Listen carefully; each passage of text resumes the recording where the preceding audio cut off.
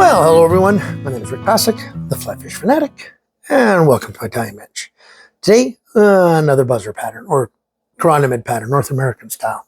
Been seem to be on a bit of a midge kick lately here, so maybe I'll start it and do another midge month 2025, something like that. But this one here is one of my probably top 5 for sure, maybe even top 3 of Chironomids that I use. So this is a Eagle Talon ATH 5700 Chironomid hook. Now that's in there. Use the bead appropriate to the size of hook. In this case, I always like using flat black if I can find them. Get that out of the way. Use a little bit of GSP, Nano Silk, Nanothread. Sorry, I'm gonna actually wax that. Just for the thinness on this part for sure. Because you want this nice and thin, because we're adding some gills here and we want that bead to go back over top, right? So I make sure I flatten my thread, come back right behind the eye, get a little piece of, do I have a piece cut? No. So I'm going to grab a piece of this poly yarn, this white poly yarn. And I like using poly yarn and Antron. Those are my 2 favorite for this. And then just catch that in, make sure it stays up on top. And then 4 or 5 wraps back, good enough. Take my scissors, give that a bit of a curved and tapered cut. Whip finish that down.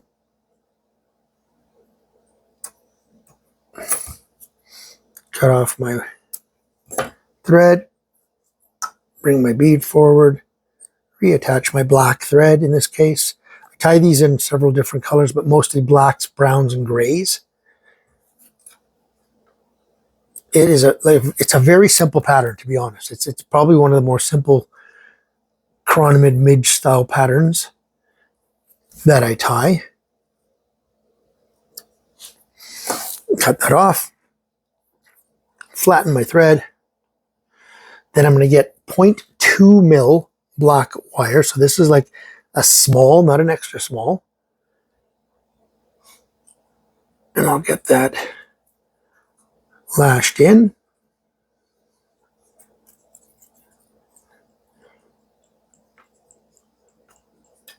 I'm just going to turn that just so I can see. And then I come down all the way down around this corner here to about there.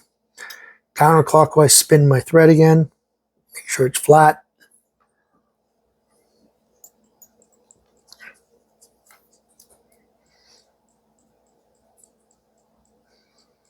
Then I'm just going to build a bit of my typical Chironomid taper.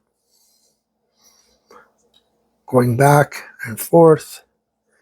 Back a bit further and forth. Counterclockwise spin. Back a little bit further again and forward.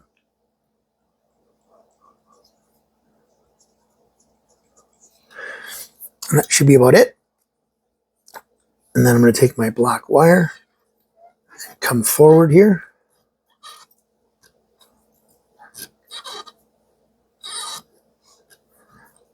Come to about there. Wrap that off. Helicopter. Whip finish. Cut that off. And then I'll come in with either orange or red. In this case, I'm going to be using the new Hends Nanothread in the red. Now this stuff is got really nice color. I like this red. And I like the fact that it's a nano style thread as well, so it's going to keep it nice and thin.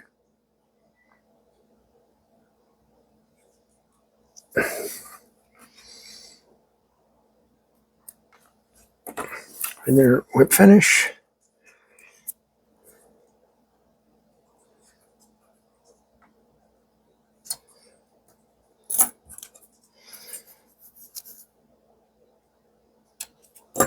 Here's my sallies.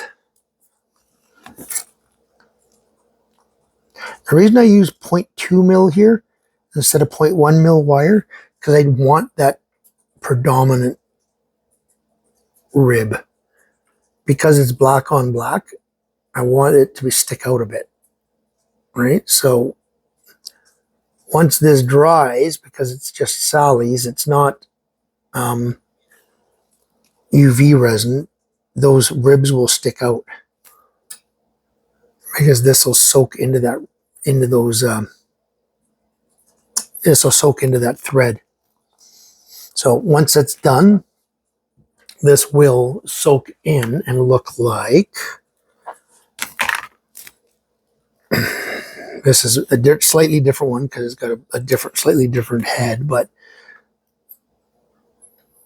that's what it would look like, right? So it'll soak in, but it's going to be nice and coated and very resilient.